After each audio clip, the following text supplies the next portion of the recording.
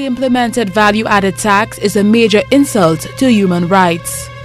So says the coordinator for the National Aid and Human Rights Organization, Mary Francis. She says social economic rights form a major part of civil liberties, which are being trampled upon because of the negative ramifications triggered by the introduction of VAT.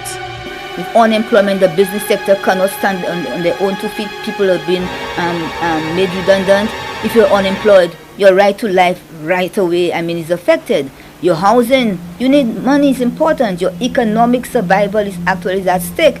You lose your job. So it has been said by the chamber that the VAT and the 15% on the business, there's a slowdown in the business. So only the blind and the deaf will not be able to see and feel what's going on. You hear the cries daily. The human rights advocate further lashed out at the government for the decision to keep VAT on medication. And why should VAT be on medication? Your right to health.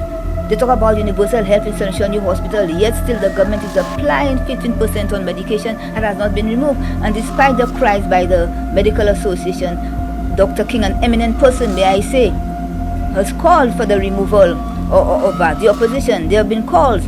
We have not heard the response. It's taking too long for government to respond. Instead of responding, we hear a statement being made which shows a disconnect between government and the people and what they're feeling. You hear that $5 can give you $1 million in Saint Lucia. It can block a hole. And he emphasizes by saying, of course it can block a hole. My God, this shows a total disconnect with what is happening on the ground. So on this International Human Rights Day, I want people to reflect, and I want the government to actually ensure that this 15% VAT, there must be a reduction because it has eroded social and economic rights in Saint Lucia. The Saint Lucia Employers Federation also called for adjustments on the value-added tax system. The association contends the reduction is necessary amid job losses and business closures. Private sector representatives say they want the value-added tax reduced from 15 to 10%. The economy is in deep recession. It does not need more taxation. It needs stimulation, not strangulation.